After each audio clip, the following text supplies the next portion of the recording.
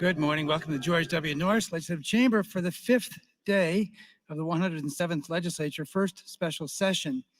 Our chaplain for today is Senator McAllister. Please rise. Good morning, colleagues. Please join me in prayer. Lord, make me an instrument of your peace. Where there is hatred, let me sow love. Where there is injury, pardon. Where there is doubt, faith. Where there is despair, hope. Where there is darkness, light. Where there is sadness, joy. O divine Master, grant that I may not so much to seek as to console, to be understood as to understand, to be loved as to love. For it is in giving that we receive, and it is in pardoning that we are pardoned, and it is in dying that we are born to eternal life. Amen. Thank you, Senator McAllister. I recognize Senator Coltman for the Pledge of Allegiance. Please join me in the pledge.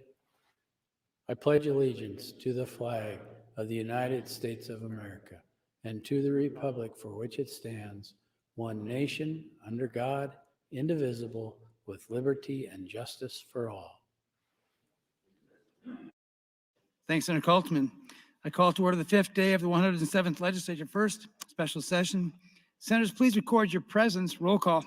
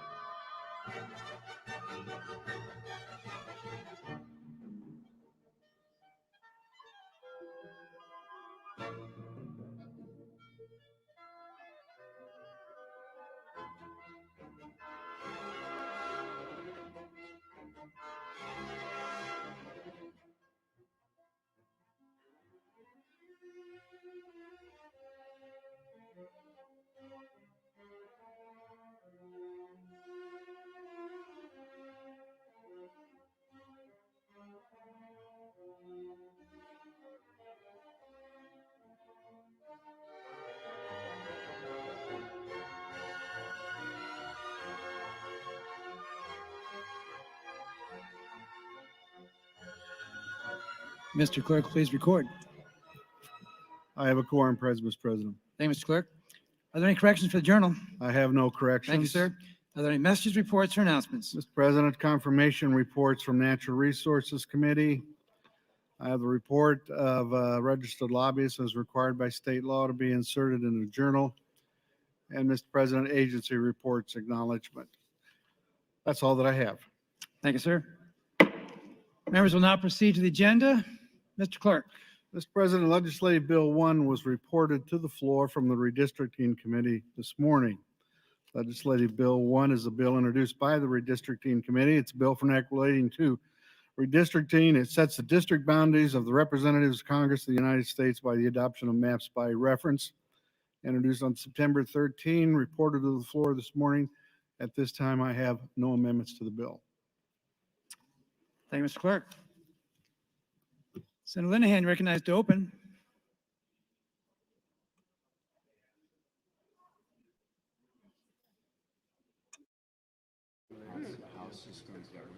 I turned around to give you mine and you were gone. That's why we have staff. Yes, I know. Good morning, Mr. President and colleagues. I am going to get to the map in a second, but I want to say a few things first. Members, please come to order. In case anyone missed it, yesterday was my birthday. It was also John Lowe's. I don't think anybody missed that. But they might have missed John Lowe's because he didn't admit to having a birthday until sometime after the first 3 or 4 hours of testimony. I've been involved in politics and public service for over 30 years. The events of the last 7 days have brought into stark relief how much has changed. In 1995, when I was Chuck Hagel's campaign manager and the first woman to ever run a statewide Republican campaign, the World Herald was a statewide paper. The Bulldog edition was published at 8 p.m., so it could be delivered to Scottsbluff early the following day. Its editorial page was serious, informed, thoughtful, though I didn't always agree with them. Their editorial page was also connected to news reporting, not baseless rumors. Our pollsters at the time were amazed how well-informed Nebraskans were. We were, according to national pollsters, the best informed state in the nation. And much of that had to do with our papers, including stories by Don Walton, who is here with us this morning. I have known Don Walton for a very long time. Consequently, yesterday, I was shocked at the misinformation that shaped far too many of our fellow citizens' opinions. I don't follow Twitter. I don't tweet. Negative comments about my colleagues while sitting next to them at a public hearing. I don't game out political messaging campaigns based on misinformation. I'm actually dismayed by it. But my bigger disappointment this week has been the disconnect between rural and urban Nebraska. In the 1990s, no one referred to communities outside of Douglas County and Omaha as the rest of it, especially the Omaha media. There was a sense that we were all connected, especially the Omaha, Sarpy, and Offutt area. The partnerships across those borders were rich and effective. It is sadly evident this weekend that tribalism has gained an unhealthy foothold in our state. We, the legislature, more than any other body, needs to remember that we represent the whole state. That's why we're called senators. The businesses headquartered in Omaha do not just do business in Omaha. First National Bank has branches in Columbus, in Norfolk, and Beatrice. Union Pacific's tracks span our whole entire state. And the University of Nebraska Med Center does not just educate Omahans. Tweets that misinform feed that tribalism. Yesterday in Omaha, many testifiers commented on a map they saw last Thursday. Maps for LB 1 and 2 were not made public until Friday evening. I had no idea what map they were referring to. It was only later that my staff told me they were referring to a map that was tweeted. Not an official map, but one that was discussed in committee. What does LB1 actually do? LB1 creates 3 congressional districts. It does split Douglas County along very recognizable boundaries. Nobody argued yesterday that 680 and Dodge Street are not recognizable boundaries. The districts, we didn't follow county lines. All of you who also have had birthdays over 60 will understand I can't quite read this because I lost my good glasses this morning. We do split Boyd County, but we tried to put communities of interest together. I know it's not perfect. That's why we have debate on the floor. But there's another thing it does not do. It's not gerrymandering. How is splitting Douglas County around a very recognizable boundary gerrymandering, political gerrymandering, I've heard all week, when taking Douglas County and reaching down into Sarpy County to grab 69,000 people, not gerrymandering. Our legislative districts will contain roughly 40,000 people. None of us believe the 40,000 constituents, our 40,000 constituents, are less important than 140,000 somewhere else. Sarpy County is no less recognizable than Douglas County, or Lancaster County, or Cherry County. Finally, LB1 does not destroy the blue dot. This week in Grand Island, testifying in front of the committee, the Democrat state chair admitted as much. The election last fall laid down on this congressional map, President Joe Biden still wins. Nonetheless, on Thursday night in Omaha, there was a rally held. I was not there, but I heard a lot about it yesterday, telling people that it did destroy the blue dot. And they needed to come yesterday and say they didn't want the blue dot destroyed. I know we're going to have a very intense debate today, and we need to have one. And then the committee is going to have to go back to work and find out something we can all agree on. But I would like to talk about facts and not things that just aren't true. Thank you, Mr. President.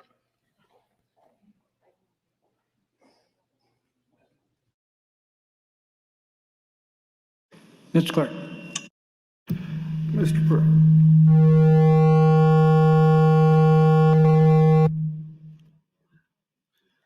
Mr. President, Mr.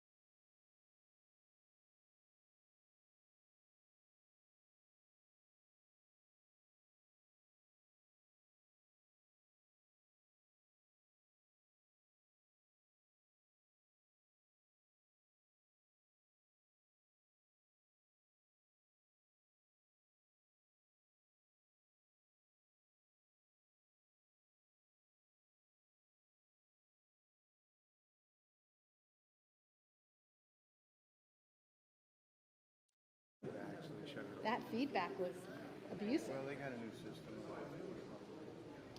What's up, Dick? We don't have mics anymore. No, so I figured as much. Just make sure that I get my 10 minutes. That's all I care about, right? All right. Not like 30 seconds.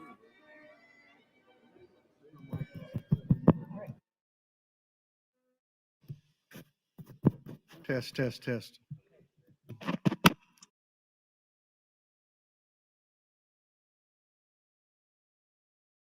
Mr. Clerk, you're recognized. Mr. President, at this time, Senator Blood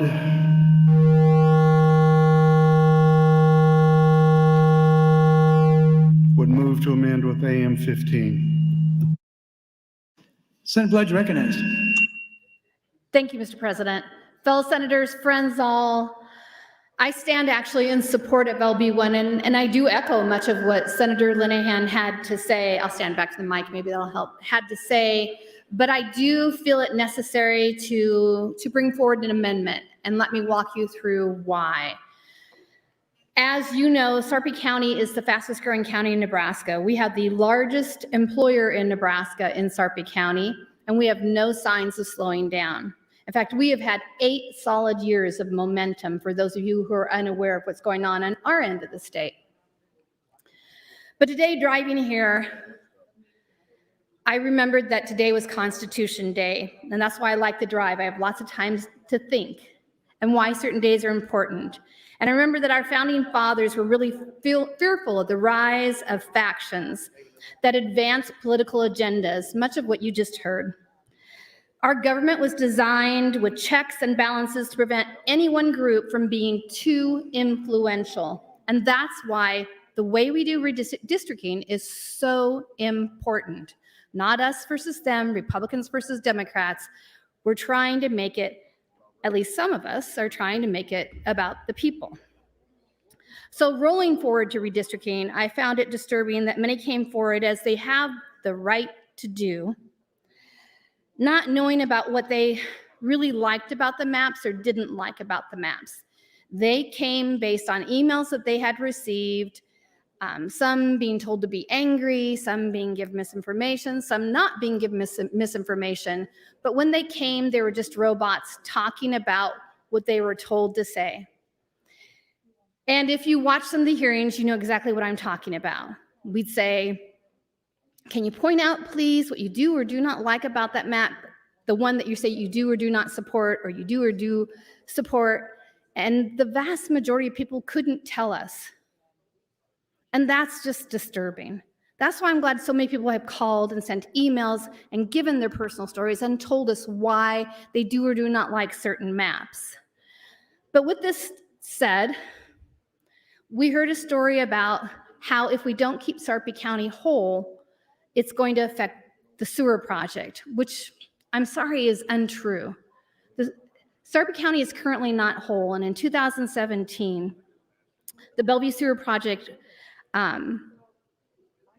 became part of the Sarpy County and Sarpy City's wastewater agency project, and that was formed in 2017 to address that particular issue. And so I just don't want you to be fooled into thinking that this is something that's going to go away, because this is a unified effort that started years ago. In fact, in September of this year, they started taking bids. And so I can get into all the particulars and talk about the ridge line and talk about where things are located and why this is an important project. It's an important project. It's not a project that's going to go away because we don't make Sarpy County whole. But with that said, and what I never heard on record, and I kept trying to ask people about it, is that Sarpy County really does need to be whole as a county. And that's because we are the fastest growing county. And if we become whole, that gives Douglas County the ability to become whole as well. There is no reason that we can't move Sarpy County as a whole into Congressional District 1 and Douglas County as a whole into Congressional District 2. Now, I know there's a lot of different things that we can be doing, and I know that Senator Linehan is going to be working on that, as other committee members, but I just want you to know that there are other options than what we're seeing on LB1. And LB1 is a starting point for discussion. And today I wanted to start the discussion about how we keep Sarpy County whole. But I want to do it with facts, not scare tactics, and with the truth, not half-truths. So the truth is, we're not going to lose our ability to fix the sewers in Bellevue if we don't keep Sarpy County as a whole. If that was the case, we would never have been able to form the organization that we have now, which is moving Sarpy County forward. And what you need to know about Sarpy County, and we're different than a lot of other counties outside of Douglas. So I know when you go into Hall County, your communities don't abut each other. When you go into Buffalo County, your communities don't abut each other. But in Sarpy County, you can literally cross the street in multiple directions and be in another community. If I go to Harrison, I cross the street, I'm in Omaha. If I go to Northwest Bellevue and cross the street, in that direction, I'm in La Vista. That direction, I'm in Papillion. A lot of people who live in Western Nebraska who say we don't understand Western Nebraska should come and take a look at what's going on in Sarpy because it's very different than the other counties. And that's one of the reasons we need to keep it whole. Not because we're going to lose our ability to protect the Bellevue sewer project. That's already on the books. That's already taken care of. But because we really are a different creature than the vast majority of counties in here. Now, I'm also not saying it's okay to cut any county in half, just so words aren't taken out of my mouth and put in as I'm trying to take something away from somebody else. But what I am saying is that there is much to be done as a nonpartisan body to work together and get this right. And if you're sitting there going, it's LB1, do or die, I'm going to support it no matter what, then we're not doing the people's work. We're not doing justice to Nebraskans. If you don't think redistricting is important enough for us to revisit it and talk about how we can change things for the better for all Nebraskans, then I don't understand why you're in the unicameral. Because yes, your people elect you, but you represent all of Nebraska. And there is a lot that we need to address on this map to make it right. Not to mention when we get to the legislative district map. Think about what you're going to say on the mic today about LB1, because those same issues are going to apply to the legislative district maps that we eventually vote out from committee. If you don't like things cut in half, look at the legislative district maps. If you don't think there's good connectivity on LB1, look at the legislative district maps. Make sure that the reasoning that you use for this map is the same reasoning you're going to use for the maps that come after it. Because again, we are here to do the people's work. So my job today is not necessarily to change LB1 as much as to let you know that my goal is to keep Sarpy County whole, but to start the discussion as to how we do this. And I don't want to keep Sarpy County whole at the detriment to Douglas County. There is no reason we can't both remain whole. And so we need to have that discussion of why there's a thought process that that's not possible. There is no reason that we can't go north or west, for example. We keep looking at the Nebraska maps as being thirds, going west to east. Why aren't we thinking about Nebraska being thirds going from the south to the north? Actually, if you do your own maps on one of the free softwares, you'll find that all the concerns that everybody's complaining about are almost completely resolved by doing a map like that. So let's start the discussion today. Let's talk about what we can do right. And with all due respect, I would really like to not hear the word Democrat or Republican today. I would like to hear it just be about Nebraskans. Because the more that we bring in words like conservative and progressive and Republican and Democrat, the less we're going to get done on these maps. Let's make it about the Nebraskans today. Let's be fair, let's be impartial, and let's draw some good maps. And with that, I will close my opening. Thank you, Mr. President. Thanks, Senator Blood. Long list of senators in speaking queue. Senator McHale Kavanaugh, you're first in line. Thank you, Mr. Lieutenant Governor. Good morning, Nebraska. Good morning, colleagues. I stand here in opposition to LB1, and I have not had a chance to look at Senator Blood's amendment, so I will have to take a look at that and consider if I support it or not. I had a lot of things in mind about what I wanted to communicate this morning, but the opening on this bill makes me think that I need to hit pause on some of those things and address some of the things that were said this morning. I attended the hearing in Omaha yesterday, and there were maps distributed to those that were testifying. And I believe that they were supplied by the legislature. They were the maps that are LB1 and LB2. To say that people were testifying to something they saw on Twitter based on no fact whatsoever, it's galling. It's galling to diminish the voice of the people who came to testify, to say that they were wrong because you assumed that they found something on social media.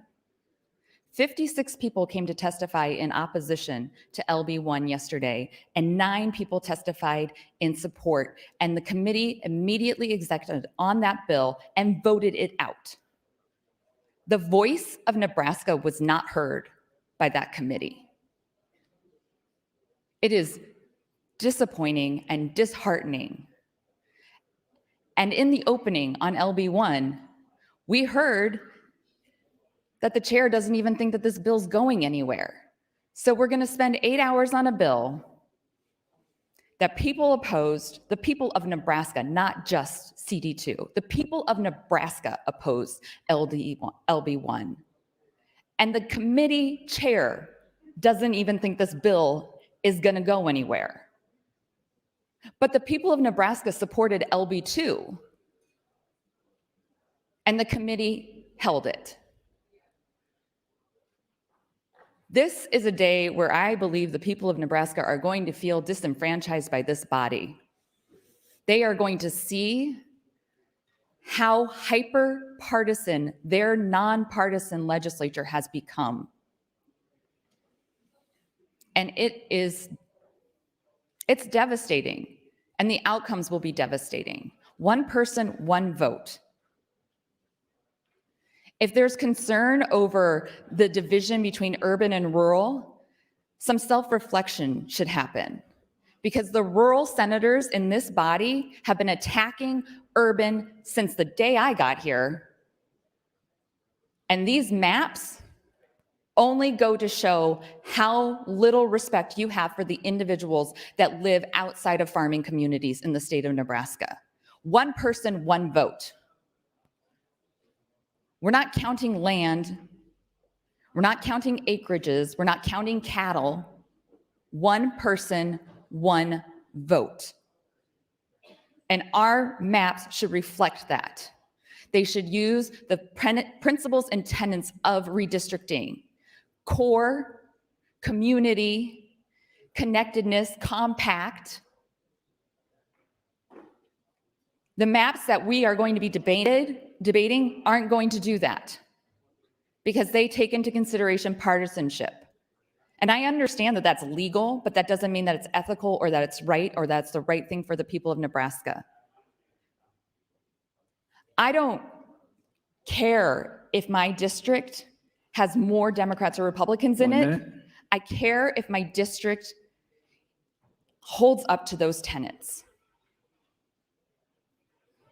I care that this map cuts my home county in half in the most arbitrary, nonsensical way possible.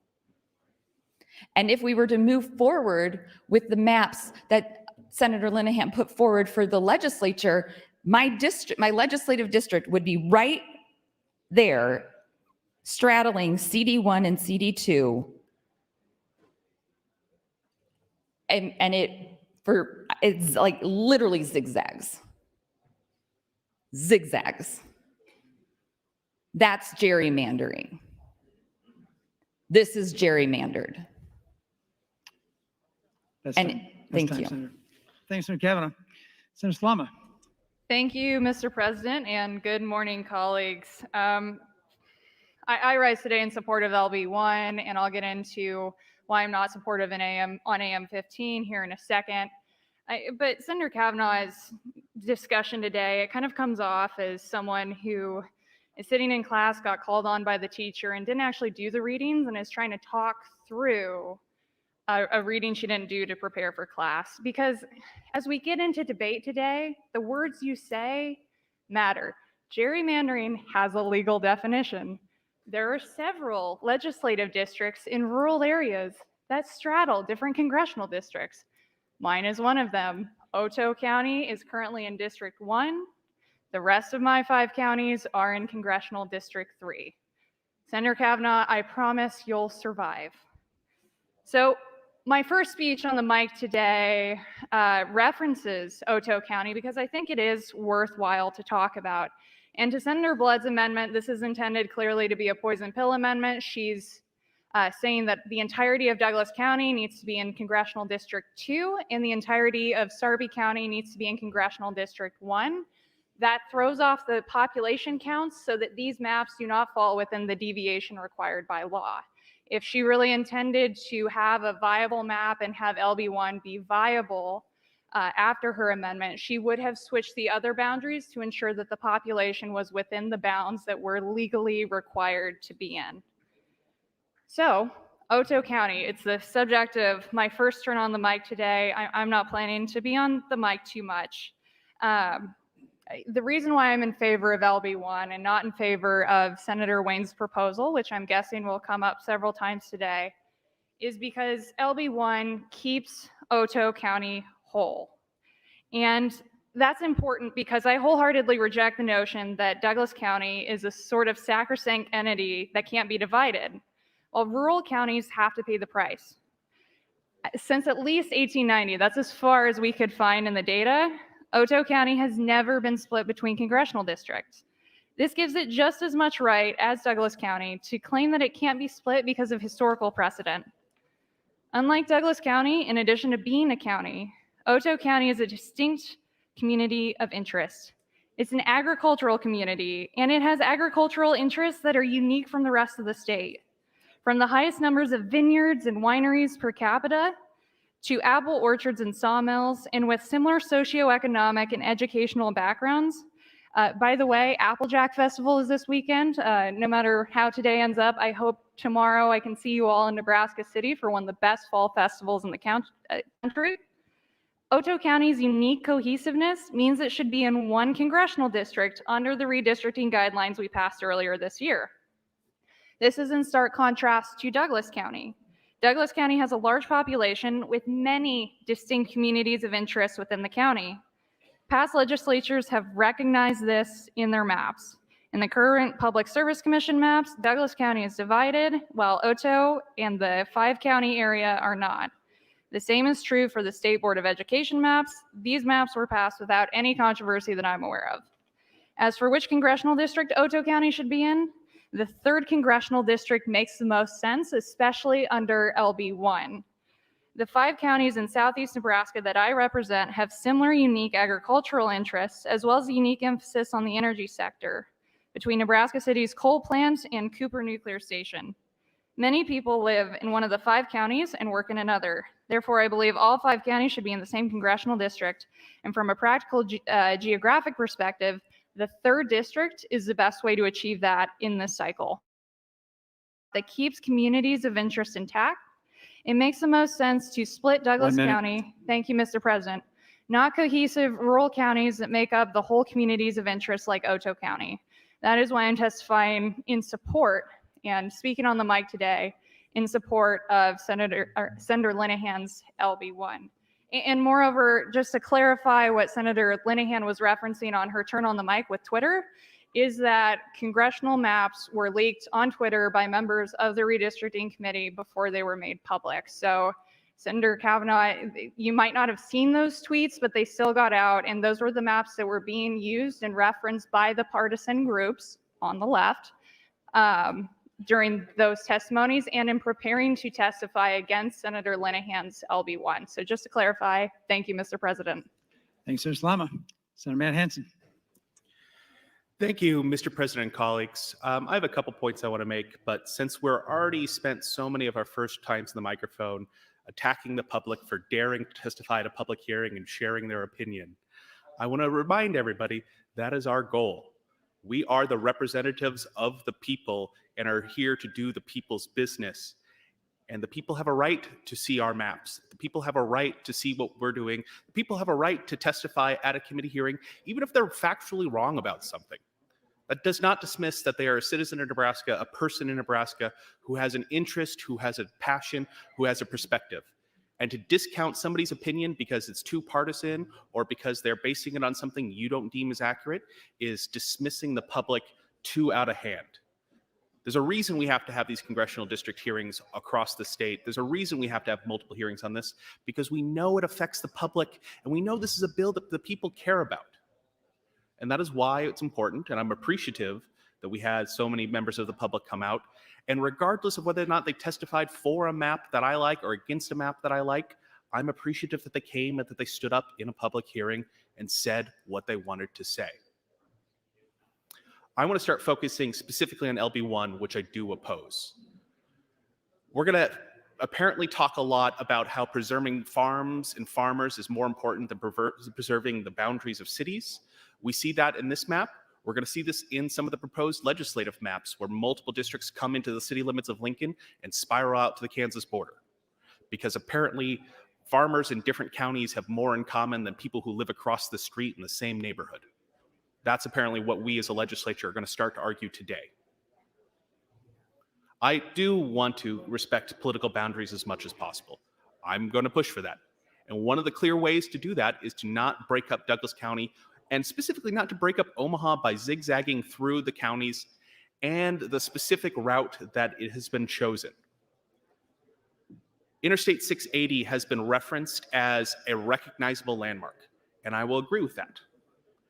But LB 680 is recognizable because it was a giant infrastructure project that targeted and demolished specific neighborhoods through eminent domain.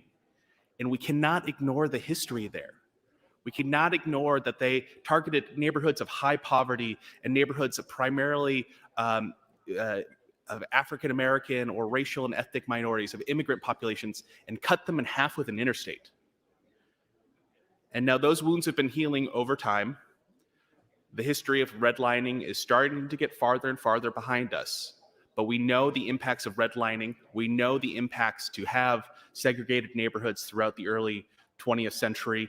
And the fact that some of our roads and political boundaries are based on those still because we've never changed them. So to just say 680 is good and can't be criticized because it's a notable road. Yes, it's a notable road that we demolished and steamrolled significant neighborhoods to build. And that's why it's an easy and recognizable one. You can't divorce the roads from the history. You can't divorce history from the districts.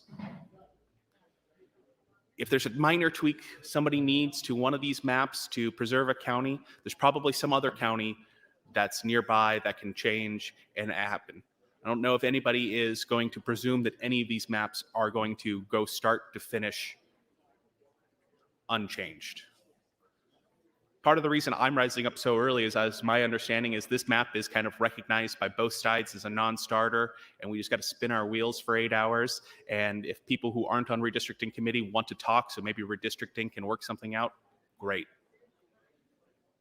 But in a way, we're going through more of a charade here than anybody who testified at the legislative hearings, because they didn't know that this had been settled. They didn't know that everybody knows this map didn't have 33 votes. They were coming in based on the best information they had, regardless if it was factually correct or not. They were coming in and telling their perspective of what they wanted to see.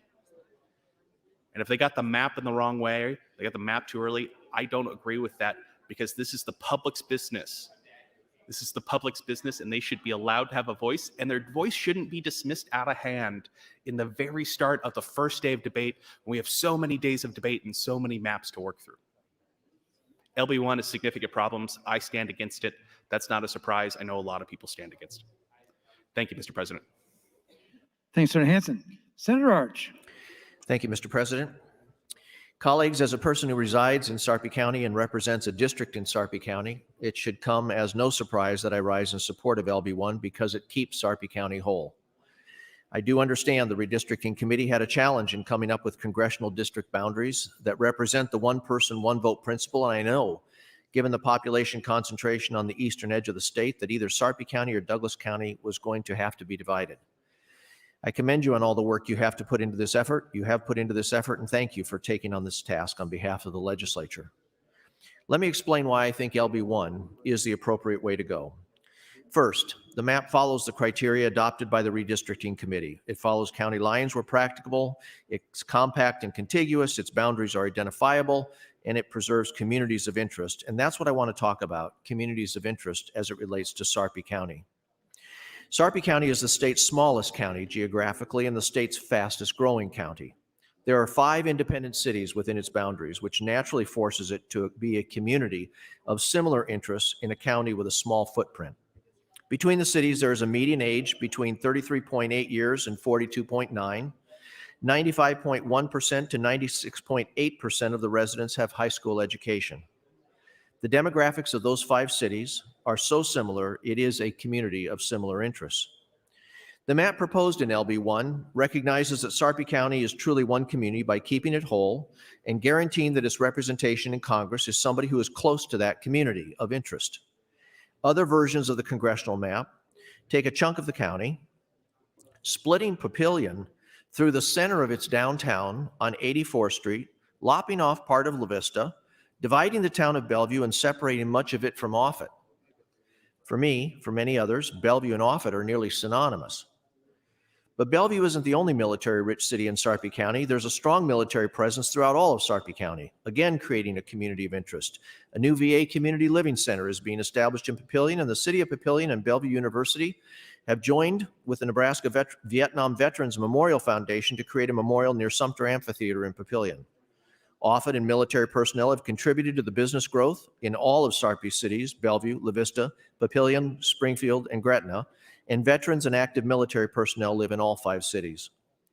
The 5 cities of Sarpy County and Sarpy County itself have worked together and continue to work together to grow the county as a whole, and it is obvious by the massive growth Sarpy has experienced that working as a community of interest has been effective.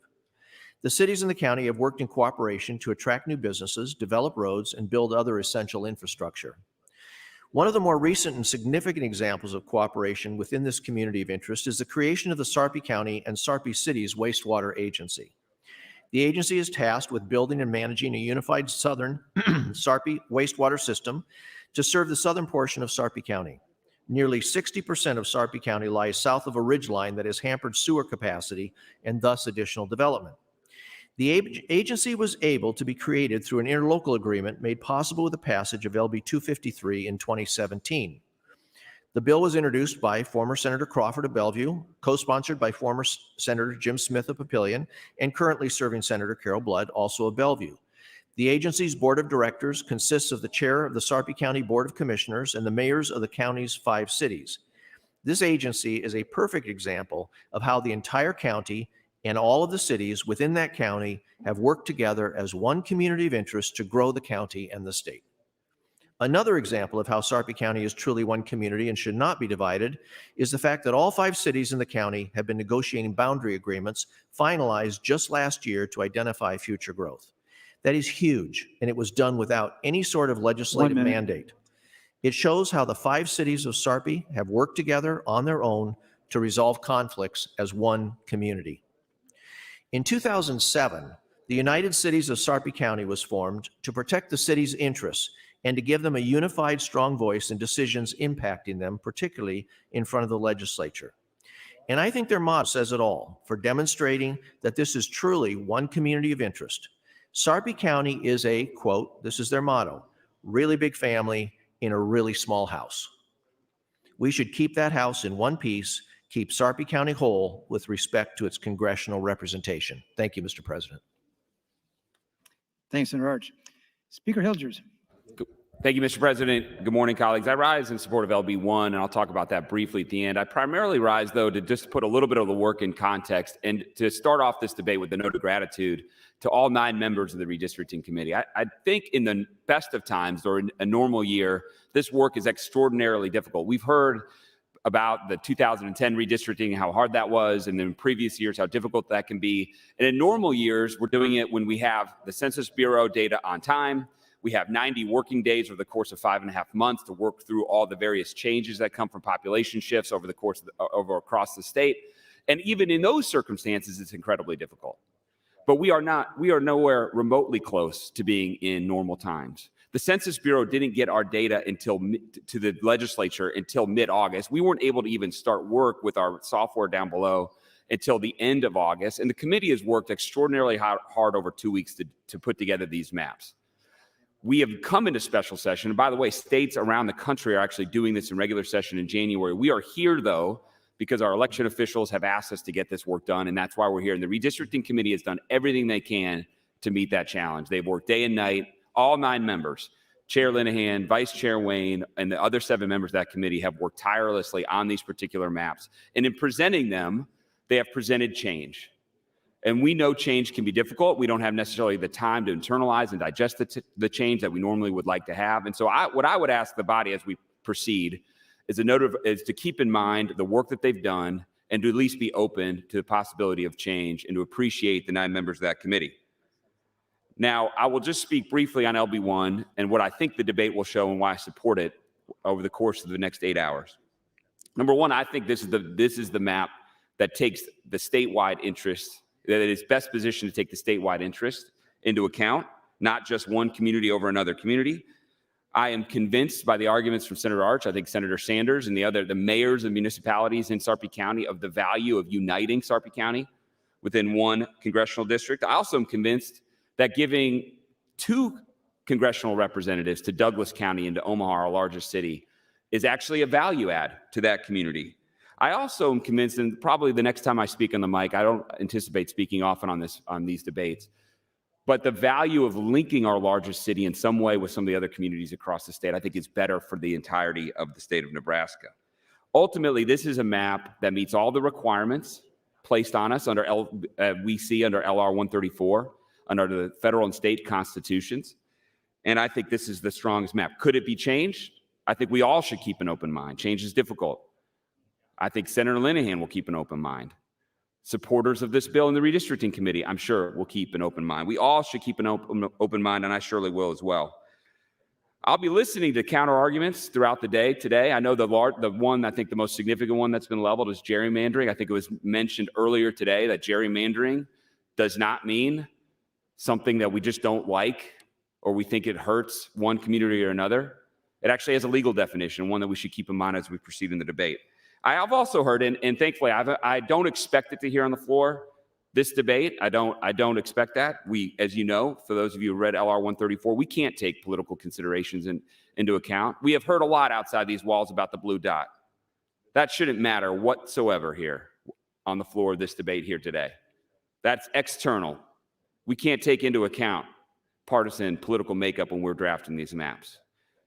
So let's focus on LR 134, what the actual legal guidelines are here today. Let's talk about communities of interest. We'll talk about how LB1 might impact Douglas County, what it might do to support and help Sarpy County, what it will do for the rest of the state. Let's have the conversation where it belongs. Thank you.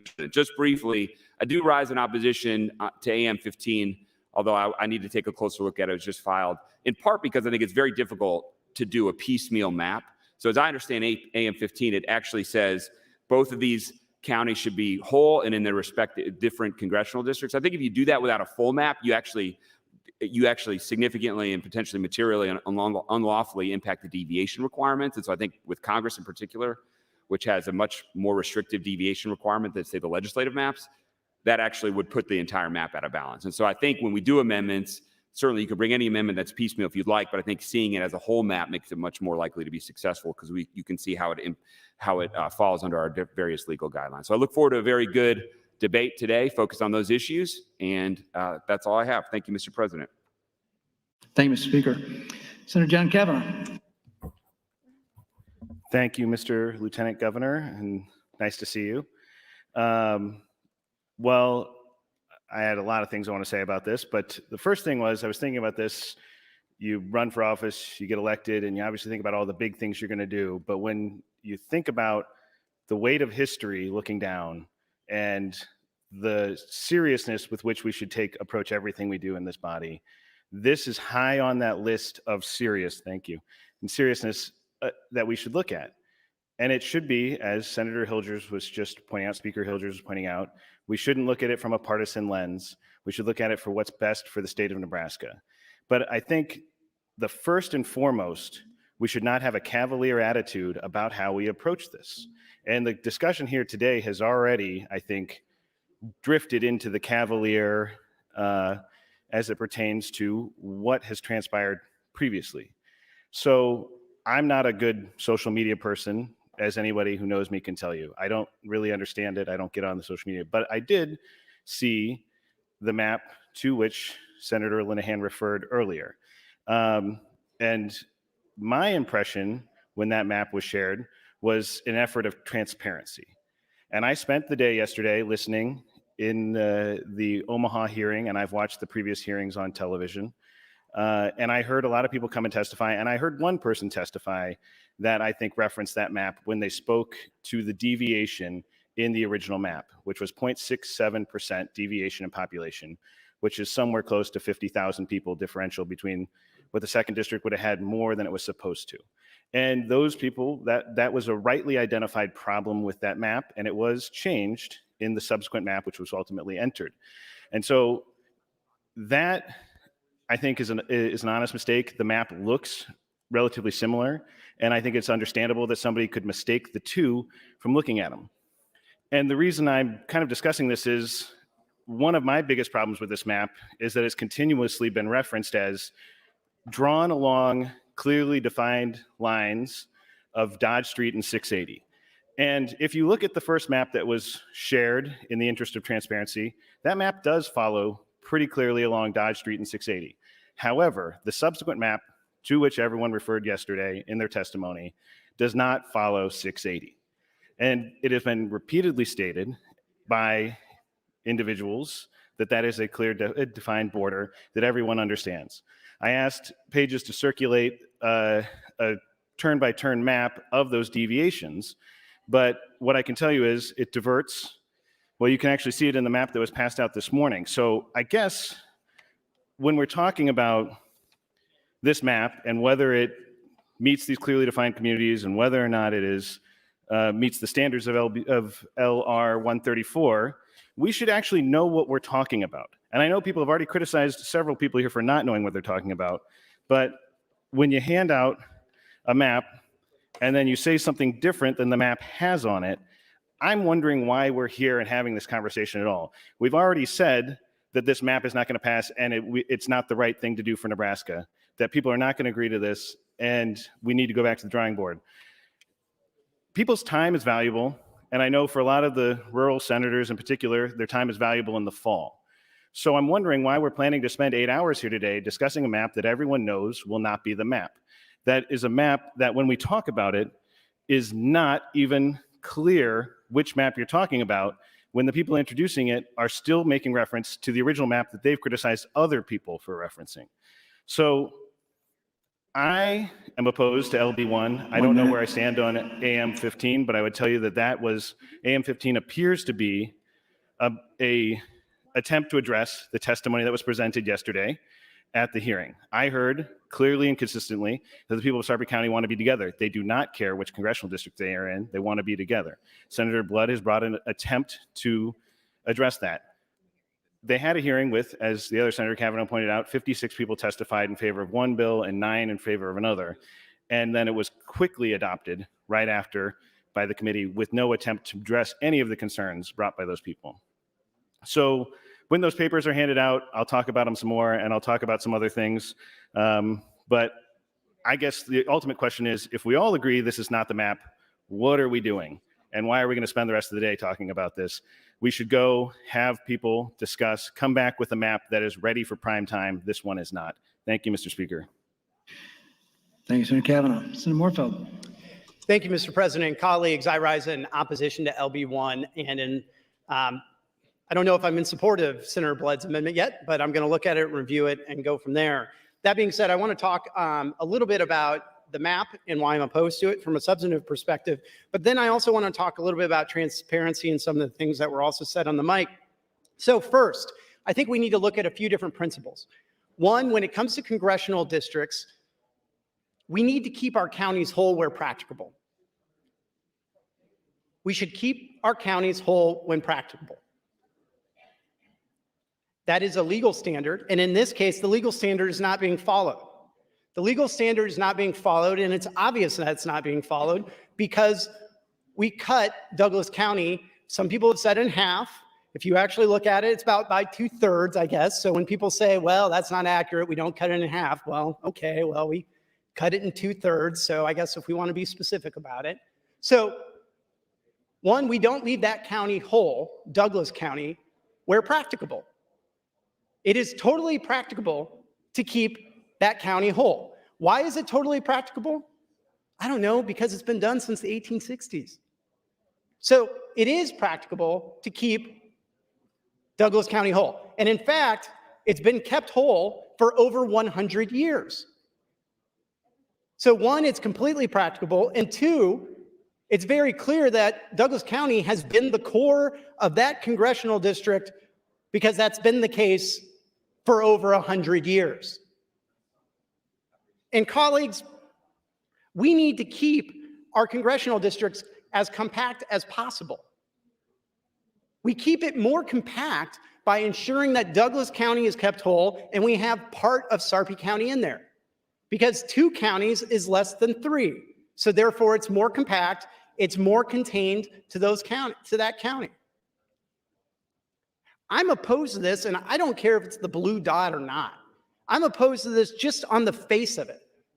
I'm opposed to it simply because it's not as compact as it could be. It does not keep counties where they should be. And it is not as contiguous as it should be, and it can be. So colleagues, that's why I'm opposed to it. And that's why I'm happy to debate this all day if necessary. Second, I want to talk about the transparency thing. I'm not going to get too much into the weeds of this, but one senator said on the floor that I leaked the maps. I mean, you must have an interesting version of the word leaked. When I shared those maps, we were not in executive session. The media was there. The maps were passed out not only to the senators, but also the media. I tweeted out the maps that were made available to the public. That's not leaking.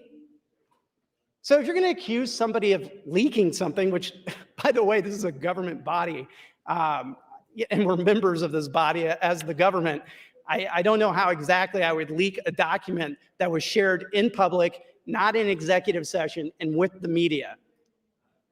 That's just false. So get your facts before you get up on the floor and accuse somebody of leaking something that should be a public document in the first place.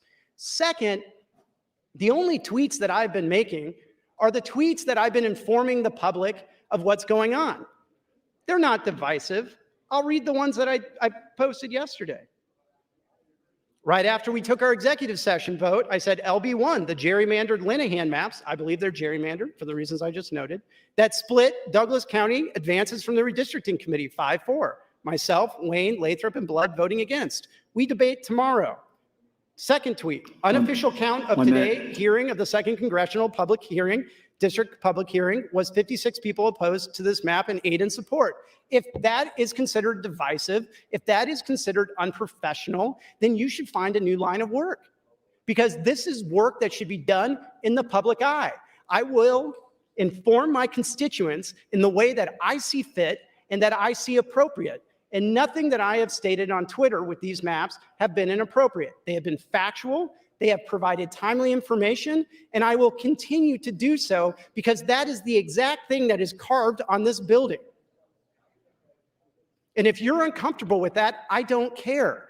Colleagues, I'm happy to talk about the substance of these maps, but let's stay focused on that and not red herrings. Thank you, Mr. President. Thanks, Senator Warfeld. Senator Breezy. Thank you, Mr. President. Good morning, colleagues. I rise today in support of LB1. I'd first like to thank my colleagues on the Redistricting Committee for their leadership and efforts on a very difficult endeavor. I'd also like to thank my colleagues in the body for their input on these matters. And I'd really like to recognize and thank the public for the countless emails, phone calls, and their attendance at the hearings that we conducted the last 3 days. We value that input and we thank you for it. So we had 3 hearings the last 3 days, and there were many takeaways, but perhaps the most glaring takeaway is that virtually no one is going to be happy with where we land. Kind of sad, but that's the reality of this process. We're all going to have to give up a little something, and that includes each of us. On this map, and especially on later maps, later issues, later bills, we're all going to have to give up something, and we're going to have to live with it. Nobody's going to walk away happy from this thing. So what else did we glean from the hearings? There was a lot of angst. Maybe one of the key things was there was a lot of angst about splitting up Douglas County. But you know what? Douglas County grew by about 67,000 in population the last 10 years, and that puts it about 69,000 under the current maximum size for a congressional district in Nebraska.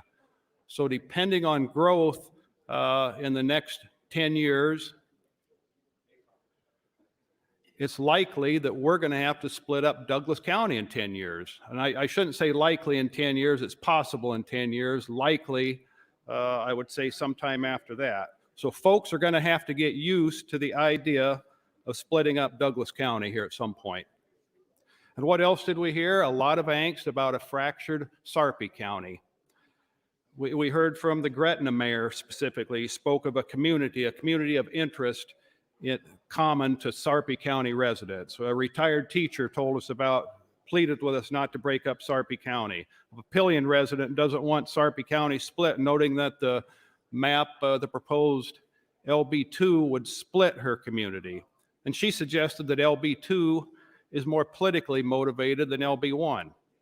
Another Sarpy County resident noted the need to keep Papillion, La Vista, and Gretna together. Another resident suggested that Sarpy County unique culture and asked that it be made whole. So we did hear a lot of testimony in support of keeping Sarpy County whole, and that's what LB1 does. So I do support LB1. At this point, I oppose AM 15, but I look forward to the debate on LB1, and thank you, Mr. President. Thanks, Senator Breezy. Senator Hunt. Thank you, Mr. Lieutenant Governor. Good morning, colleagues. I've really been looking forward to this debate. Let's not lie, though, about what this is about, or let's not be coy, let's not obfuscate or conceal, because the truth is that LB1 was drafted to be provocative. LB1 was drafted as a provocation, because let's talk about what happened in the last year, what's happened in the last several years. Omaha, CD2, sent a vote to the Democratic nominee for president in one of the probably the most contentious presidential election that this country's ever seen. There was an attack on the Capitol that like a huge percentage of people from that party still think was justified. They still think that the losing candidate actually won the election. The trust of the voters in the political process is so incredibly damaged. And in Nebraska, we had no voter fraud. We had no voter fraud issues. We had no threat of voter fraud. The Secretary of State certified it. Everything went well. People cast their ballots because in Nebraska, we have secure elections. But the majority of folks in control in this state didn't like that. And they want to prevent that from ever happening again. And if that wasn't true, I would love to split up Douglas County someday when we get there. I would love to live in a state that has so much population that the biggest population center of the state has more than one congressperson. But right now, it doesn't matter if Nebraska has one congressperson or 5 congresspeople, because the same folks are in charge, calling the shots and deciding how everything runs. And it's just like 8 people at the top, and everybody knows that. And LB1 is a reflection of the will of those 8 people at the top, not a reflection of the will of the people. The people who follow us on Twitter to find out what's going on. The people who take time off work in the middle of the day to drive to Grand Island or Lincoln or Omaha to come testify about how this map is going to affect them. The people who find childcare, the people who reach out to us to helpfully inform this body, which has no Jewish senators, that we held the hearing in the most populous part of the state for the most consequential thing that this legislature is going to do on the most important holiday in the Jewish calendar. So I would love to live in a state where we have more Congress people and we can divide up Lincoln, we can divide up Omaha, everybody gets 27 Congress people, whatever. But the truth is, the 8 people at the top are blocking the kinds of policies that attract the population that we need in this state in order to get there. I've heard senators, and I'm sure we'll hear some today, talk about how difficult it is, and I completely empathize, to represent a district that is so big. You know, I can walk my district in Midtown Omaha in a few days. My district is pretty compact and small. And then, of course, there's, for example, Senator Brewer's district, which he's fond of saying is the size of Croatia. And that's huge. And I agree with Senator Brewer, that's too big for one person to have to manage with the same number of staff that all of us have, that I have.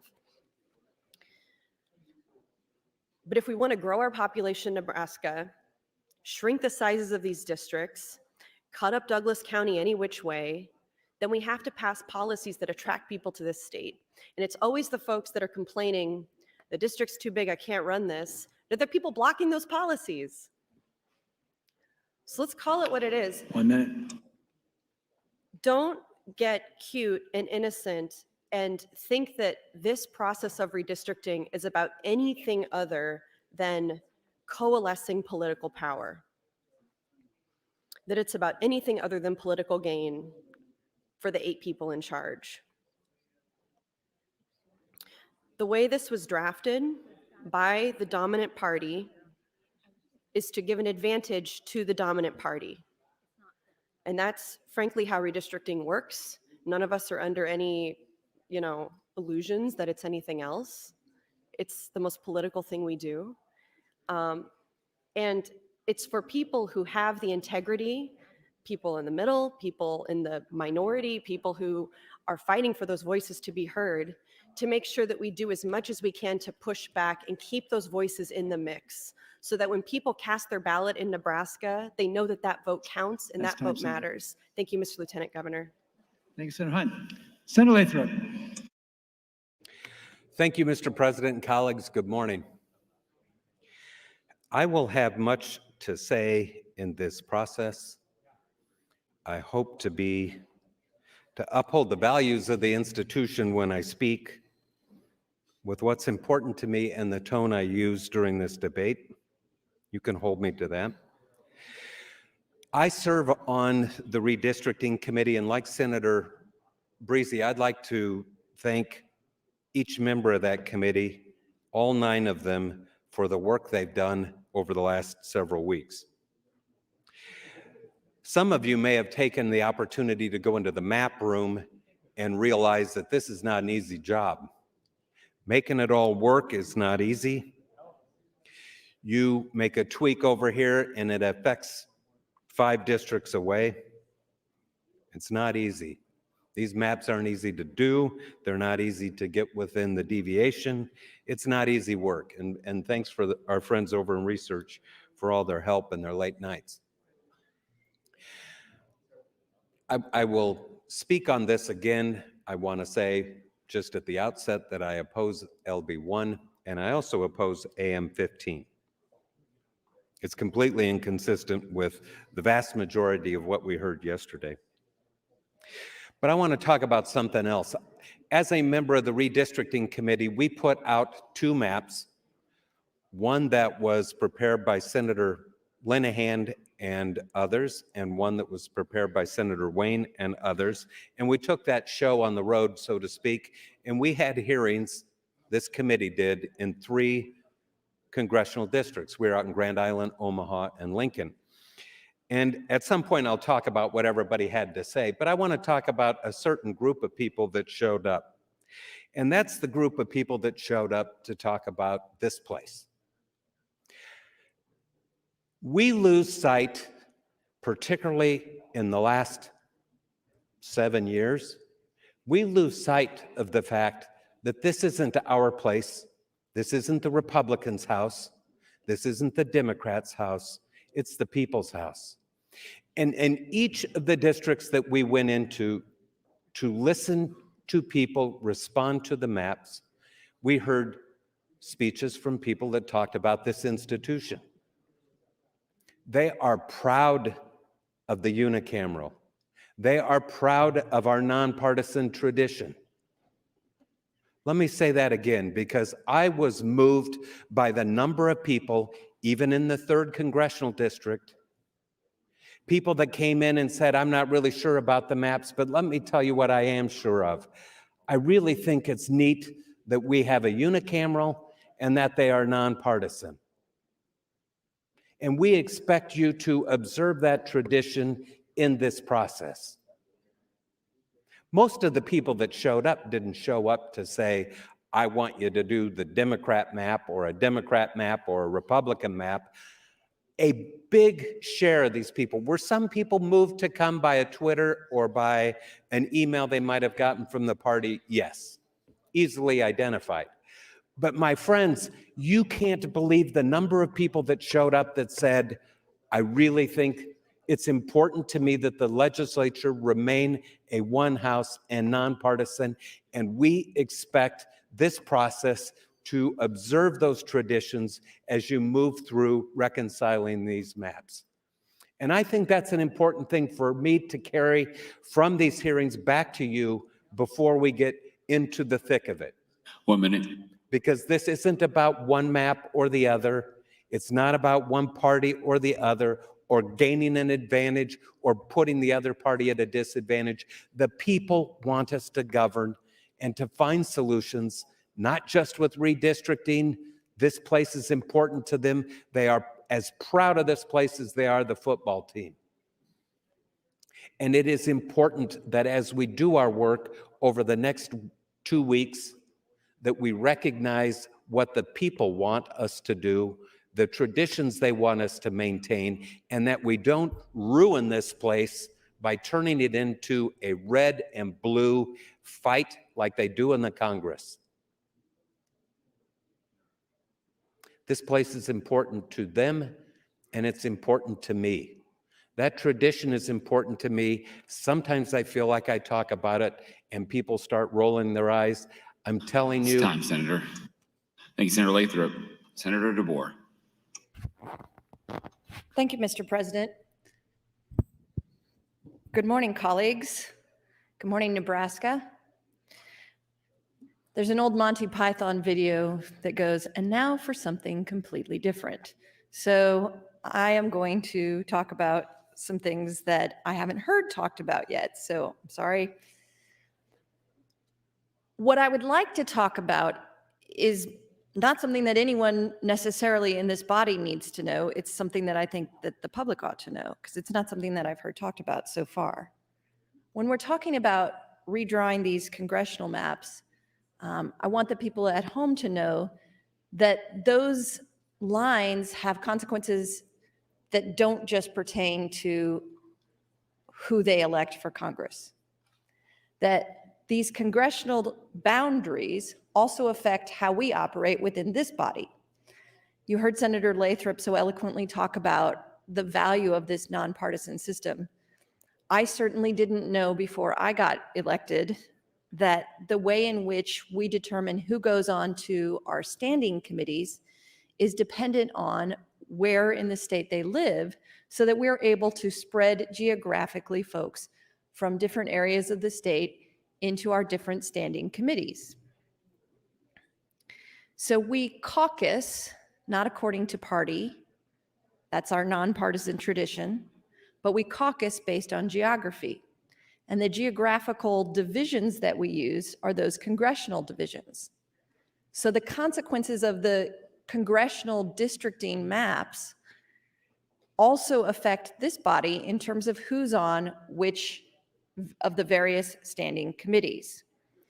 And the way it operates is this: on the first day of a biennium, we have an election and we elect the chairs of committees. Then based on where the chair of that committee lives, which congressional district the chair of that committee lives, it's determined who's going to be in, the Committee on Committee decides who's going to be appointed to the various committees. And this is how it goes. If you have a 7-person committee, and let's imagine that the person who was elected chair by the body is from CD3, Congressional District 3, then the next person who is appointed to the committee will be from CD1, because it wraps back around. After 3, it goes to 1. The next person will be 2. The next person comes back to 3, and so on. So not every congressional district will have 3 members on every committee. This is because we have standing committees that have 8 people on them, and we have standing committees that have 7 people on them. And so it depends on how many people are appointed to the committee, and it depends on who is elected the chair of that committee, so that there are committees that have some members, or that have 3 members from, let's say, CD2, where I'm from, and maybe 2 members from CD3. So those congressional districts have a rather important impact on the standing committees, and the changing of those congressional districts will have an impact on which of us caucuses with which of us for determining our standing committees. It also affects the election. We have elections as a caucus before the beginning of the biennium, and we determine who will represent our caucus on the executive board, which is the sort of group that's in charge of some of our day-to-day activities here in the legislature. They deal with things like budgets and staffing and things like that. So when we draw those congressional district maps, I think it's important to also keep in mind who's going to be involved in 1 minute. in each of those standing committees. Now, I did have a question. I was going to ask Senator Hilgers, but unfortunately he's in the speaker's chair and cannot answer. So I will ask Senator Lathrop, who is also an attorney. Senator Lathrop, will you yield? Yes, I will. Senator Lathrop, if you don't know the answer to this question, I was going to tell Senator Hilgers the same thing. It is no mark against your character, but I'm curious, you also were here, I guess, the last redistricting. I'm curious what happens to those various task force work groups, et cetera, that are statutorily developed by this body that require senators to be appointed from the various congressional districts. If we change those congressional districts, will that change who the membership on those task force work groups, et cetera, should be? I would think so. So does that mean that even in the mid-biennium, because they're statutorily required, we're going to have to change the representation on those Senators. groups? Thank you, Mr. President. Thanks, Senator Lathrop and Senator DeBoer. Senator Sanders, you're recognized. Thank you, Speaker Hilgers. I'd like to read into record a letter that was sent out by the Sarpy County mayors. Bellevue Mayor Rusty Hike, Papillion Mayor David Black, La Vista Mayor Doug Kindig, Gretna Mayor Mike Evans, and Springfield Mayor Bob Roseland. The Omaha World Herald editorial dated August 22nd presents a one-sided case regarding the upcoming redistricting debate, a case so one-sided that other perspectives were not acknowledged. It is therefore incumbent upon us elected leaders from cities in Sarpy County to point out that there are 2 sides to this debate. In failing to acknowledge the history of redistricting in Sarpy County, the World Herald has glossed over our citizens have been disenfranchised over the last 2 decades. The absolutist interpretation of only a single clause in the state constitution has resulted in the creation of 2 different and unequal standards when applied to the citizens of one county versus the citizens of another. It says to folks of one county that you can never be touched, while telling citizens of another county they must accept their place as the sacrificial lamb, furthermore setting up redistricting process with such a rigid starting point in which only certain counties are to be respected, puts adjacent counties in the position of being mangled in multiple ways. The outcome of handcuffing this process with such inflexibility could easily result in a lack of continuity in the rest of the district, and it leaves yet another door open in the gerrymandering. As the World Herald interestingly emphasized, former state Senator Scott Lautenbaugh justified the sanctity of the Douglas County by pointing out that the rest of it is the rest of it. Well, the rest of it actually has a name, and the name is Sarpy County. In 2001 and in 2011, Sarpy County was hacked multiple times with very little consideration given to the feelings of the constituents. Lines were drawn that split communities, and citizens have been bounced between congressional districts like ping pong balls. In the untrackable position, the World Herald was failed to truly account for communities of interest. The preservation of communities of interest is one of the points referenced in the unicameral legislature resolution and is frequently raised during redistricting debates. Yet, the position of the World Herald ignores and dismisses the rest of it. Of the south side of Harrison has a long, strong community of interest with everything on the north side that divide. As many and every single part of Douglas County more important than the city of Sarpy County. When it comes to redistricting debate, do all the areas north of Harrison automatically have a stronger claim of a community interest with Ralston and South Omaha, La Vista than Bellevue? Both OPS and Millard Public Schools cross into Sarpy County. Are the students and their families on the Sarpy side of those districts just the rest of it? Maybe it's a matter of Omaha wanting the contributions of Sarpy County's residents' dollars and talents, but not their opinions. One has to look no further than the Omaha World Herald as to who they acknowledge are the significant communities and part of the metropolitan area by the Lee Enterprise ownership of the Omaha World Herald, along with the Bellevue Leader, Gretna Breeze, and Papillion Times. To truly respect communities of interest, our legislature needs to be able to have honest and unshackled conversation about what communities of interest really are.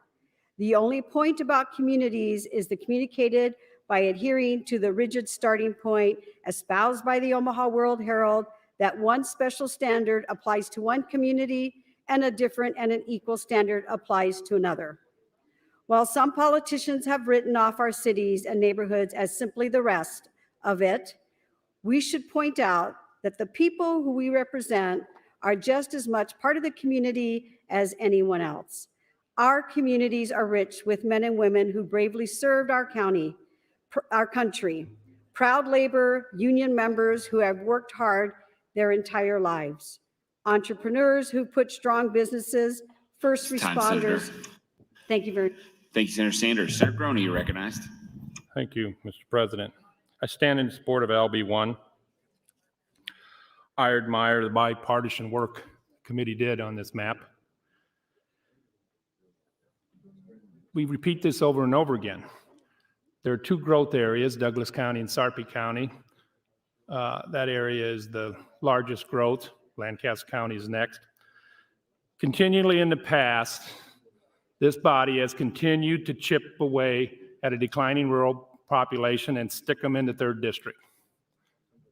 By taking the northern half of Douglas County, they injected a growth area into District 3 that in the future will grow and add to District 3's numbers. It is an area where blue-collar people work and they match District 3. It's a good map.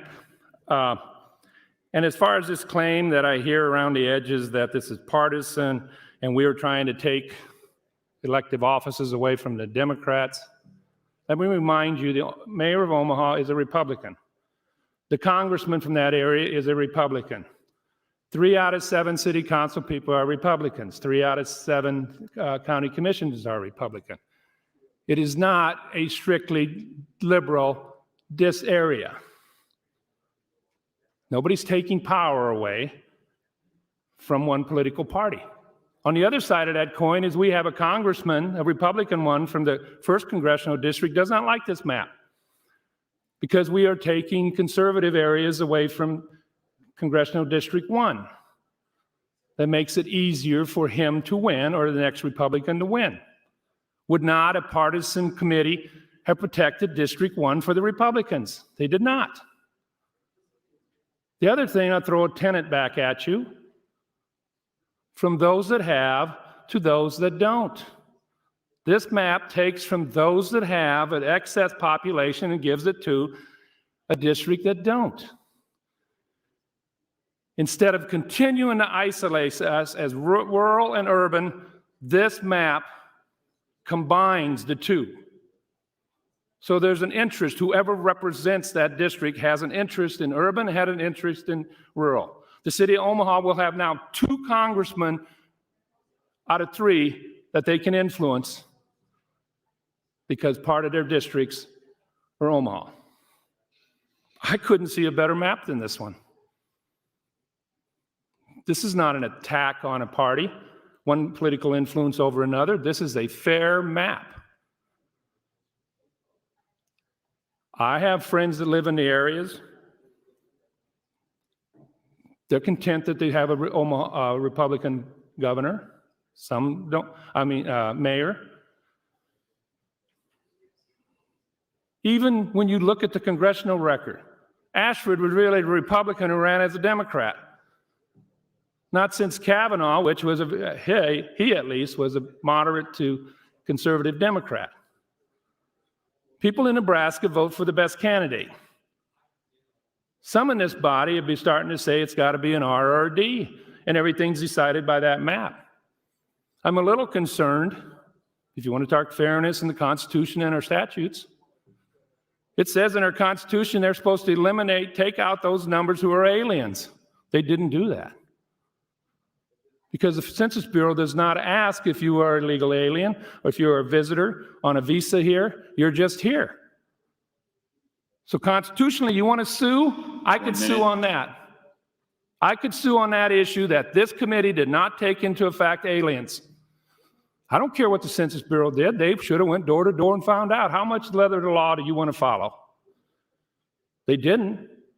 Lancaster County has a lot of aliens. They accepted a lot of the refugee resettlements. So did Omaha. They get to count those. One vote, one person, tell me about it. It's one citizen, one vote. Not visitors to our land, but they get a count in this numbers. You get those. Should I complain? I just did.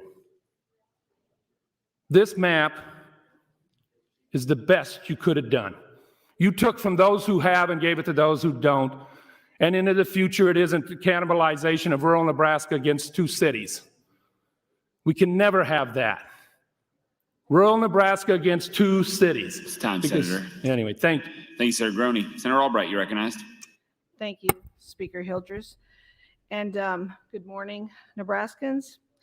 Today is truly a historical day. We're getting started on what's going to happen for the next 10 years in the state of Nebraska. And never before have I recognized how difficult a process this is to oversee the division of our lands and the people. Each community has a history and a way of doing things. At least for the last decade, it means something to all of us. We do resist change, and it's just in our nature. But I've joined you this week in spending time. I went to one of the committee hearings. I didn't go out to Grand Island, but I was there on the second day and I listened in on the third. And the second house does have an opportunity to speak. That's why we make changes. That's why we put on amendments. I hope today that we can just get through this and move on Monday to the other maps that we have to take a look at. But it is evident that we're probably going to have to take a step back based on the conversations over the last 3 days. But I just want to talk a little bit about District 17 where I'm at. I personally have always been in Congressional District 1 while in Thurston County. But before my predecessor, Senator Bloomfield, he had Wayne, Dixon, and Dakota counties. So Lydia Brosh's area, District 17, or Ben Hanson's today, they actually had Thurston County. So I'm getting kind of used to a little bit of movement, as there should be. But District 17 grew when District 16 this past 10 years did not. So I'm expecting some movement. I'm expecting some more people in my district. But at the same time, I'm a legislator who thinks first of my district and secondly, overall for the greater good of our state. And I, in working with the congressional districts, I've had no problem working with Congressman Smith, Congressman Fortenberry, or Congressman Bacon. We all have issues that are in different parts of the state. You know, I was very active before I moved up north in Sarpy County, and I hear their plea. But if Sarpy County is probably looking at the fact that, hey, they just split Douglas County, so, you know, we're going to have to stand up and fight if we want to stay together. But again, those decisions are going to be made by this redistricting committee, you know, and when we're going to have one map and one vote on this. So I just ask that you keep an open mind. And to the public, there have been articles that say, you know, Pender is no longer going to be in District 17. Well, they are. I don't know what maps they're looking at. So just for the public who's listening, there's still going to be changes. No matter what you've looked at in the past, there'll be changes throughout the whole week.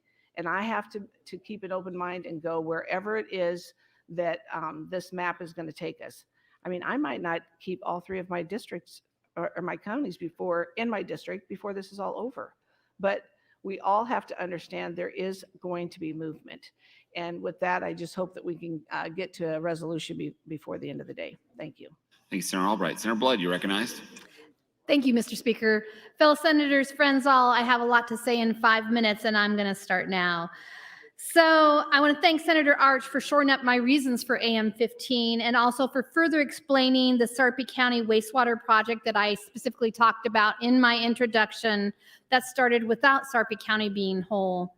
I want to thank my friend Senator Lathrop for his opinion on my amendment, but I disagree politely about it being inconsistent with what we heard yesterday, because what I heard yesterday was let's keep Sarpy County whole, let's keep Douglas County whole, and that's what my amendment does. I respect the speaker's comments, but when you say let's not make it political and then you mention the blue dot, you made it political. And when my introduction is ignored where I clearly say that I want to keep Sarpy County whole, but am offering an alternative, it's unhelpful to make comments about how other Sarpy senators are standing to keep it whole, but only through one particular map, while my amendment does the same thing.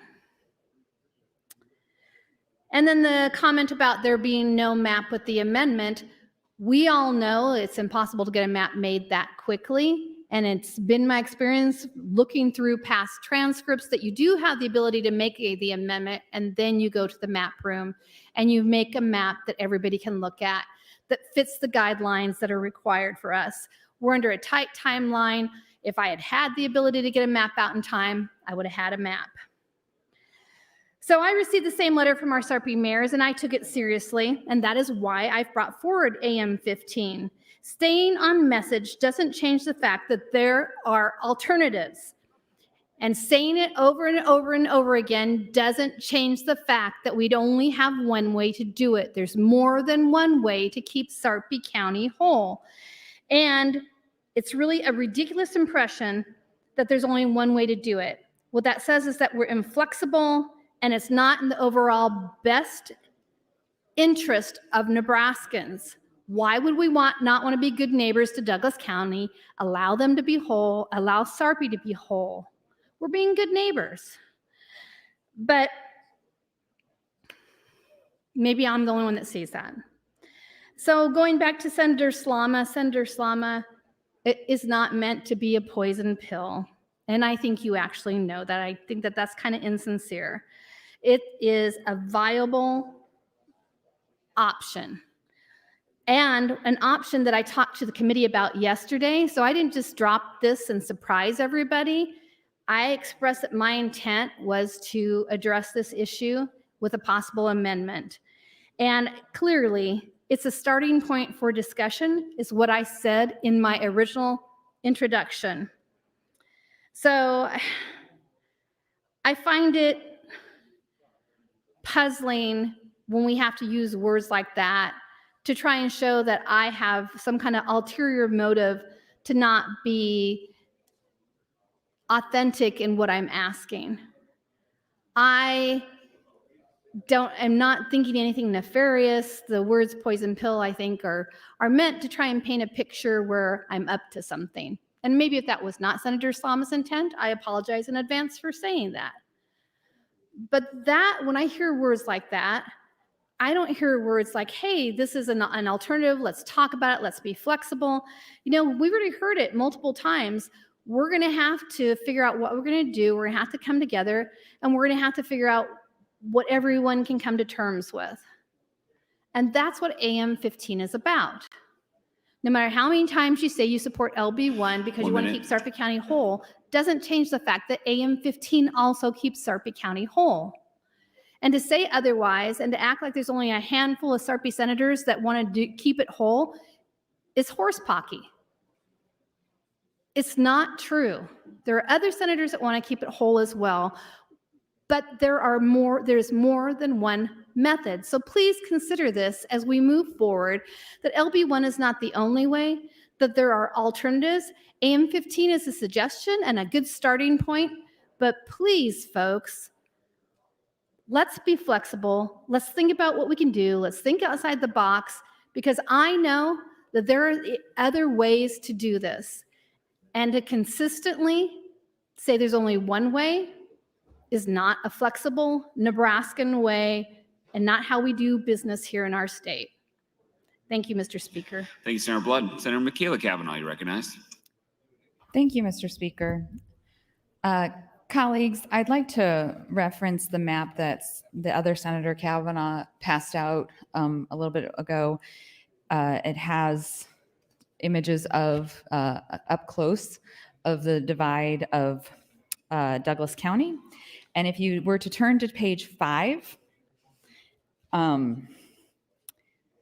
you can see, well, it's a little hard to see on the map, but I'm happy to have you come to my desk and I can show you up close. It goes through someone's backyard.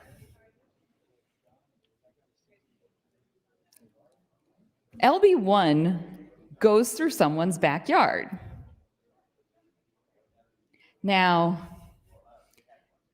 one of our colleagues this morning indicated that I didn't understand redistricting maps or gerrymandering, but I do, actually. I do understand. I understand 1 + 1, and I understand when somebody's yard is being districted into 2 congressional districts and that's wrong. I believe somebody yesterday was asked a question by one of the committee members about separating counties, and they said 2 wrongs don't make a right. It is just wrong. This map is wrong. It's not even genuine. The introducer of this map even stated that in her introduction. This is a waste of our time. At least Senator Blood is making genuine amendments to this to do the will of the people, the will of what Senator Rita Sanders said her people wanted in her district, to make another county whole. This map is a joke. And I don't know that it's a joke for District 3. I'm not speaking about that. It is a joke to tear in half, not in half, I'm sorry, in 2/3 Douglas County. It is completely for political reasons. It is completely for gerrymandering. It is in the dictionary moving forward. There'll be a picture of this map to define gerrymandering. Gerrymandering is when you take into consideration nothing except for your own political ambitions and desires, and you cut through somebody's yard. It doesn't get any more ridiculous than this. I, for one, am so frustrated that this is the bill that we're talking about today. This should not have been our starting point. This is not a good starting point. And we all know that whatever we land on, it's not going to be the original bill, but we could have at least started with a bill that took into consideration the actual tenets of drawing maps and didn't cut apart somebody's yard. And we talk about communities of interest. I believe Speaker Hildreth mentioned communities of interest. Again, right around where this person's lawn is cut in half, there is a school in Omaha, St. James, Catholic school.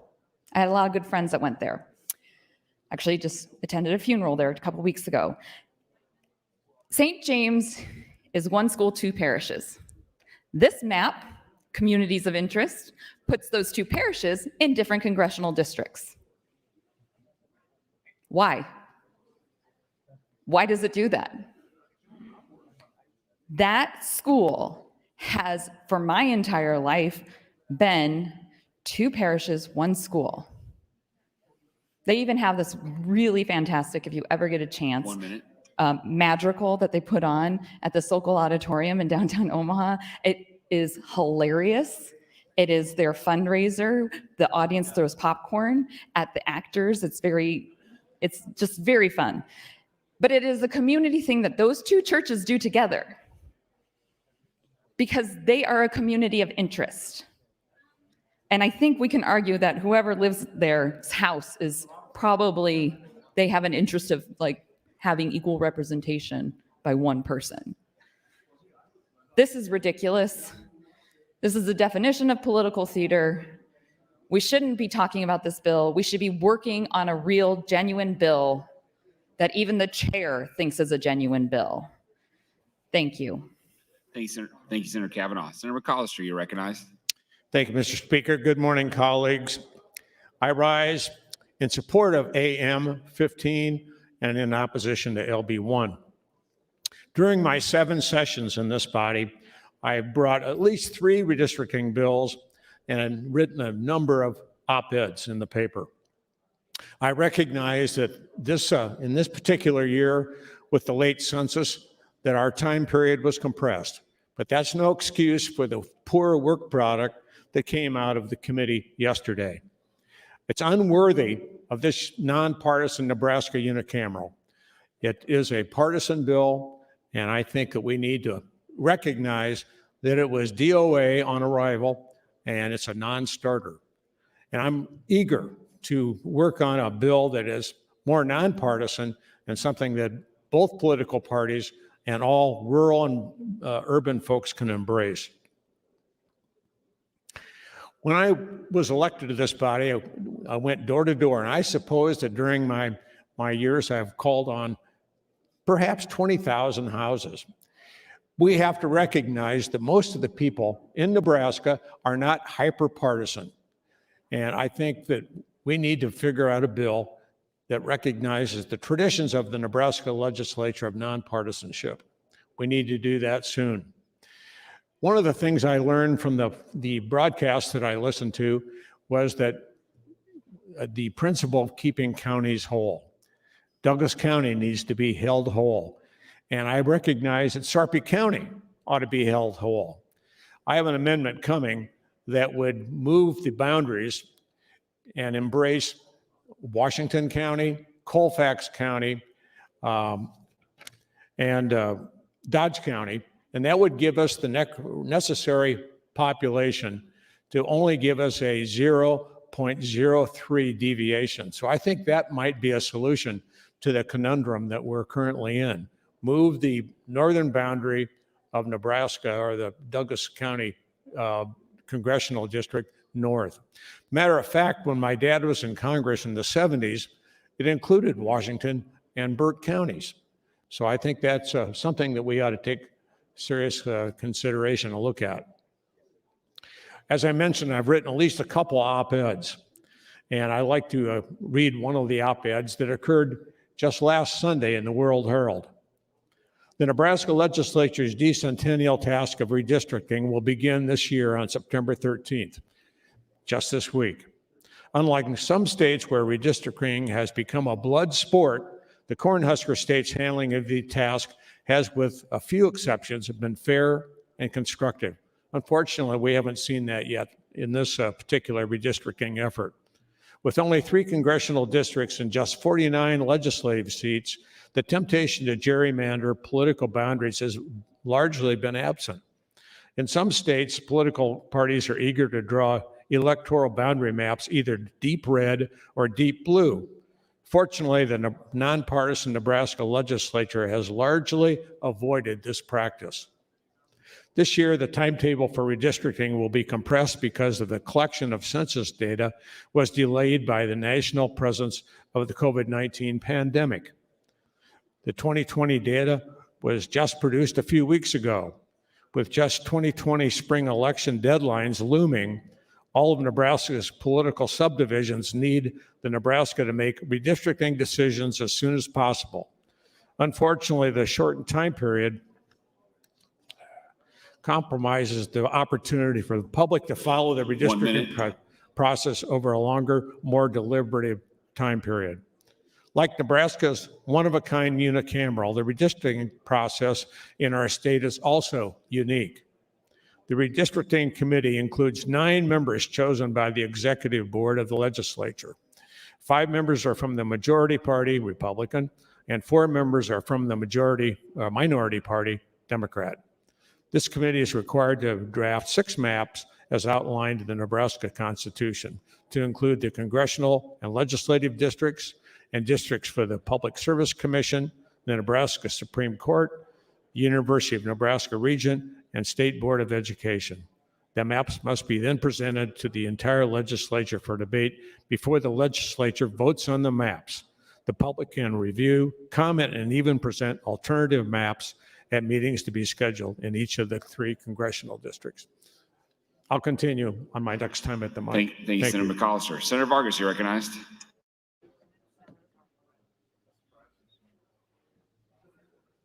Thank you very much. I yield my time, Senator Lathrop, if you shall have it.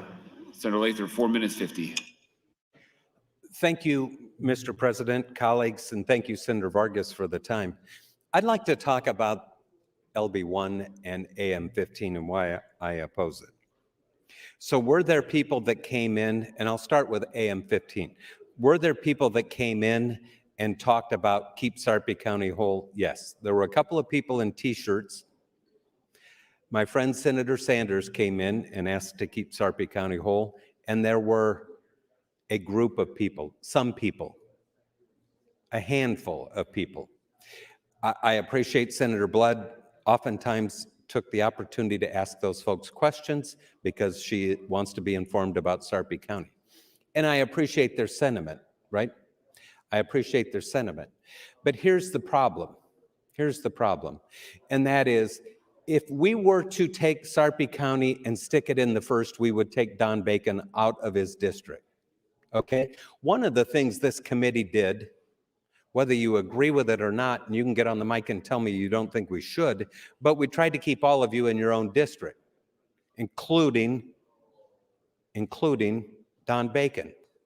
He's the current congressman. We were not going to put him in the same district with Fortenberry for the 2 of them to run off. That wasn't going to happen. Well, you can't do this, put Sarpy County in its own district thing without putting Fortenberry and Bacon in the same district. So that's the logic behind that. I sat in that hearing yesterday. I hope my colleagues watched these on television. I sat in that hearing yesterday. Overwhelmingly, the testifiers were critical of LB1 because it split Douglas County. Overwhelmingly. Now, I've heard the argument that, well, next in 10 years, Douglas County will have so many people in it that we'll have to split it off. Some part of the 2nd district won't be in Douglas County. Let's just do it now. But if that same logic prevailed, we would say, the rural districts are going to lose more population next time. Let's take 3 seats away from them. See, that logic doesn't work. We're the keepers of the current census, not the next one. And overwhelmingly, if we're going to go out and listen to people, then we ought to incorporate their opinions into what we are doing here. Would Sarpy County like to have their own congressional district? I'm sure they would. My guess is if I talk to the people in Lincoln, they'd like to have their own congressional district, but they don't have enough people. We have a history here. Douglas County has always been intact as a congressional district. We've gone from Douglas County out to other places. Senator Wayne, when he introduced his map, LB2, did a wonderful history of LD2 and Douglas County. There are parts of Sarpy County that are a community of interest with Douglas County, and in particular, Bellevue. I can tell you as an Omaha senator that the Chamber of Commerce in Omaha is very, very, very invested in Offutt, very invested in keeping Offutt in our community, very invested in the success of Offutt, very invested in making it a base that never goes away. And that base is now married to the next project. One of the reasons we got the next project is Offutt. At some point, we'll have an opportunity to consider what is the substance of LB3. We have historically used Douglas County and gone into Sarpy County, starting with Bellevue and moving west, and incorporated that into LD2. Why does it make sense? And why, colleagues, does LB2 make sense? Because it maintains Douglas County. It keeps Don Bacon in his district. We don't have a situation where Bacon and Fortenberry are both in the same congressional district, which makes no sense. And if we open the door to taking someone out of their own district, we will scramble this process. Thank you, Senator Lathrop and Senator Vargas. Mr. Clerk, for items. Mr. President, the Redistricting Committee chaired by Senator Linehan reports Legislative Bill 5, LB6 to general file. I have a conflict of interest statement by Senator Moorfeld. Announcement Planning Committee will have their meeting at 11 o'clock, room 1525. That's Planning Committee. You want me to go to recess? Okay. Mr. President, priority motion, Senator Aguilar would move to recess the body until 12:30 p.m. Colleagues, just as a note of clarification, yesterday I indicated we would probably come back at 1. I've spoken to the Redistricting Committee, and in light of their lighter committee hearing workload at 11, we actually are going to come back at 12:30. So instead of 1 o'clock, we will come back at 12:30. We will, of course, keep the queue intact. Colleagues, you've heard the motion. All those in favor say aye. Opposed say nay. We are in recess.